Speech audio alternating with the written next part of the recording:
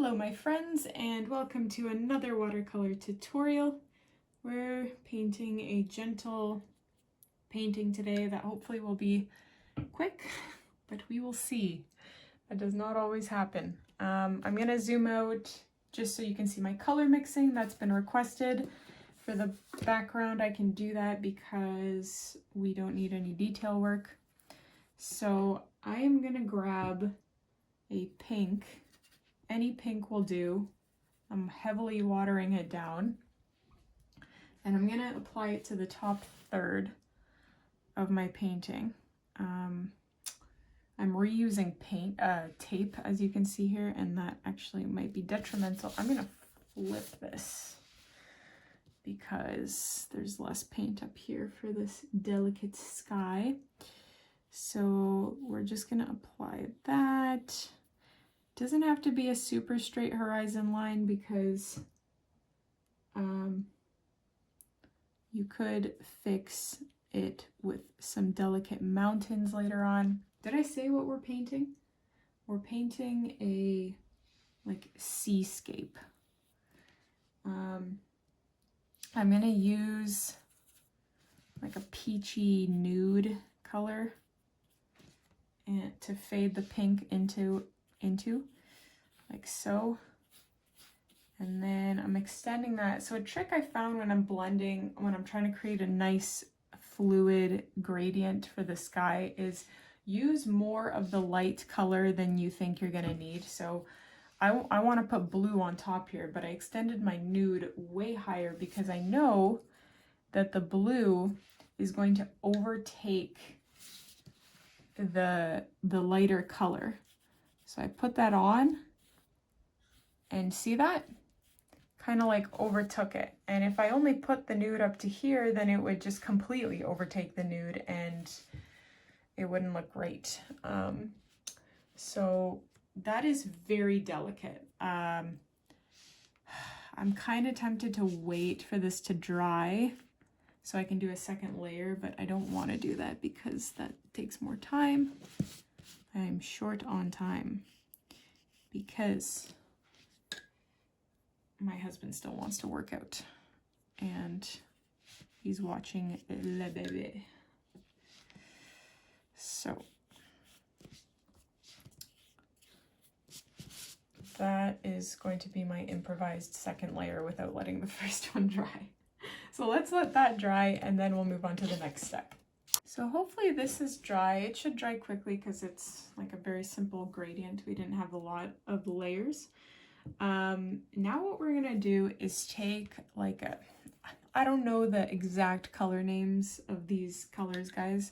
I don't have the color name card.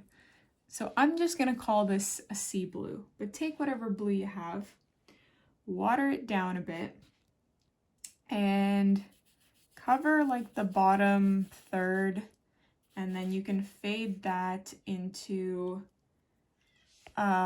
like a purple, but very watered down. That's not what I meant. Much more watered down than that. Yeah, I wanted it to be a little more blue than purple. So that's better. I like that. Fortunately, this black on the side is hindering what I want to do. So see how like that overlap creates that line? Because that background is darker, I'm just gonna go ahead and create like these delicate, gentle mountains. And you can, I don't really like how that turned out, so I'm just taking a smaller brush and adjusting like so. It doesn't have to be anything crazy, but you want to keep this bottom part wet. I kind of want more of a deep blue that I'm using. Anyway, so then you're gonna take a very dark version of your blue. Oh, I don't like that blue. I'm being picky because the palette I have has like quite literally 10 shades of blue. And I want, instead of color mixing, because I'm being lazy, I just want to find like this deep aqua blue to use. So what you're going to do with that darker blue, I'm going to add black to mine because it's still not at the, okay, that's way too dark. But you're going to, yeah, still too dark. Jeez, Julia. Okay. You're going to create these wisps that come from either side, from both sides, while that background is still wet. Because you want to kind of create the illusion of waves. This, by the way, is inspired by Inkpapersquirrel. She did a beautiful version of this, and mine is probably not going to be as beautiful and effortless. But I try.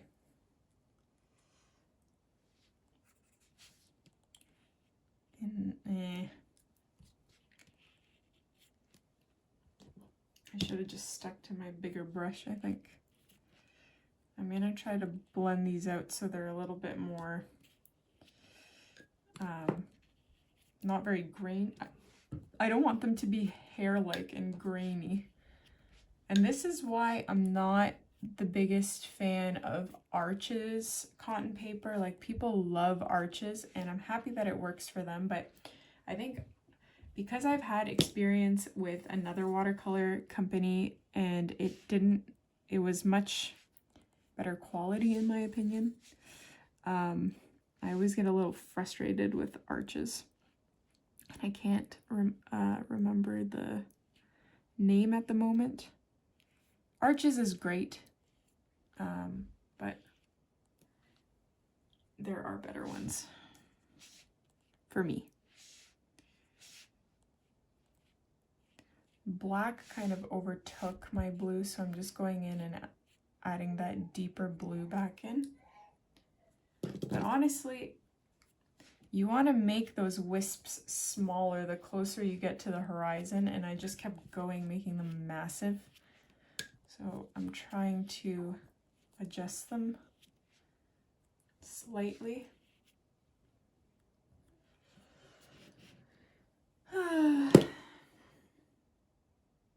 Certainly not as soft and effortless as the thing I'm looking at right now, but it'll do. Maybe just add a tad bit more of this deep, beautiful color.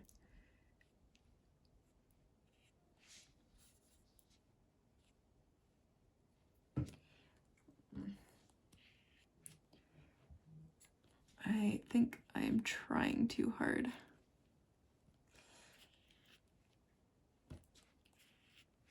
To get these perfect, and it's not helping my cause, so I might just leave it like that. Okay, so I'm gonna let this dry and then we'll add some details to kind of complete this. But actually, now that I'm looking at this, kind of cauliflowered a little bit, so I'm just going over my mountain range here to prevent that cauliflowering. There we go. So let's let this dry. All right, friends, so now we're gonna take blue mixed with black, but it's mostly like a black, like a navy blue, but mostly black. And we're gonna create a little island here. And it's kind of like the rocky island edge that you see with that lighthouses are on, because that's exactly what we're gonna be painting. So I want to make mine look rocky. So I'm kind of tilting my brush horizontally just a tad and letting it run. And I'm going to do that for the bottom as well. First, let's just kind of fill that in. And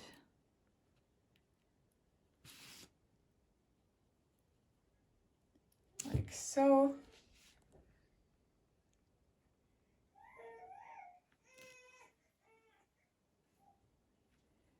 So I'm going to grab black and just add some dark features like so. It would, you know, it'd be cool to add a little bit of white in there once this dries to kind of make the illusion that there's water splashing onto it. Also, right now it looks a little weird, like kind of looks like this island is floating. So I do want to add like a light blue, that is not light blue, like a shadow coming off of this island. Like so. Hopefully that doesn't cauliflower. We can adjust that later probably. And we're gonna paint a lighthouse on top of this as well. Should make my rock a little flatter for my lighthouse. So it's up to code, up to building standards. So this lighthouse is going to be, well, it should be white. I'm gonna probably mix it with like a gray or a blue or something like that and paint this cone shape that overlaps our horizon. I do want one side to be a little more white than it is. So you could just add a little bit of black on one side for shading, like so. And I'm gonna obviously complete the top here, but I'm waiting. I need it to be dry before I do anything there. So I'm gonna take white watercolor and just add little highlights to my rock. It probably needs to dry in order for that to show. Yeah, that needs to dry before I can add anything there. Okay, so that's great. So actually one thing you can do still here is paint a boat if you want to paint a boat. And the thing I'm looking at, the picture I'm looking at, there is a boat. So I'm gonna zoom in here so you guys can get a better look at what I'm doing. I'm gonna paint like a very wide U that's kind of rectangular. One end has a point, and you can join one end to the other, but then give it a little bit of a hump in the center, like so. I should have honestly switched to a more detailed brush so I could, yeah, I'm gonna switch to my trusty quadruple zero here so I can get these really fine details like that.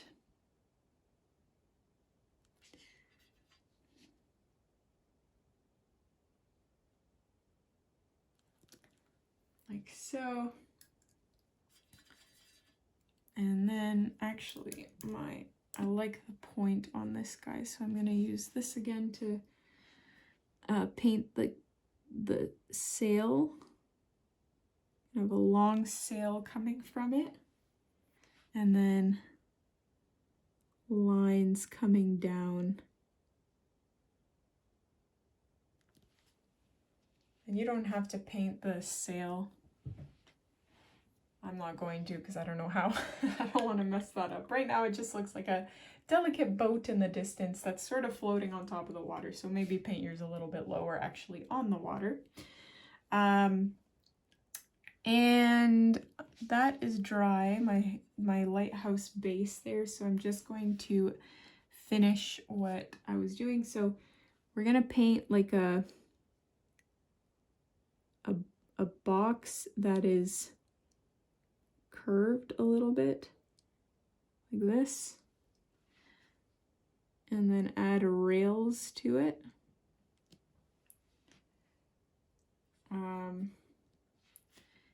then a narrower box on top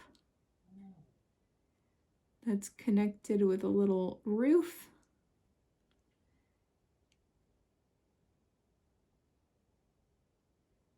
Like this. And because these details are so tiny, like, don't worry about being very hyper specific or very, very, very detailed. It's okay. I'm just trying to darken my shadow here a tad bit because it faded a bit. That's a bit better, I think. And I'm also going to fill that in a tad bit. Okay, the other thing that we can do still is take white watercolor. You can use white acrylic paint. My white watercolor is just very opaque. And I want to add little splashes of water. And in fact, you can just tap your brush against another brush to create those little splatters.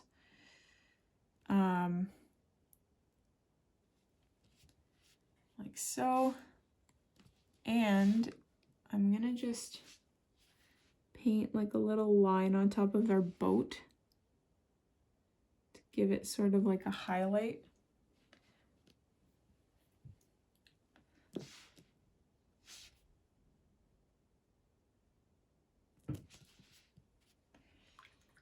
That is a little bigger than I thought it was going to be, so I'm going to just take black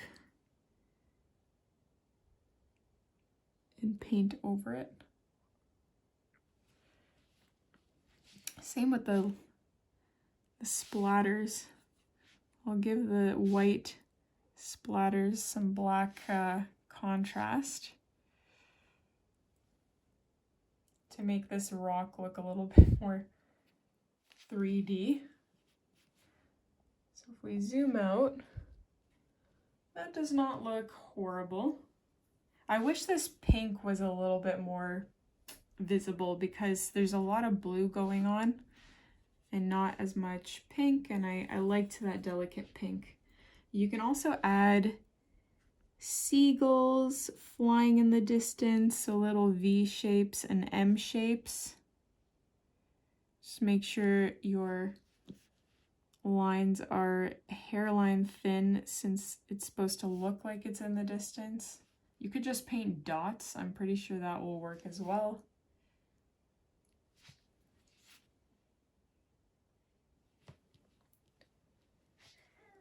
And I would say that is it. So you can peel. Whoops, I almost spilled my water everywhere. Peel your tape off. And you've got a nice sea lighthouse painting. So let me know what you guys thought about this one. Hit like, subscribe, and I will see you in the next tutorial.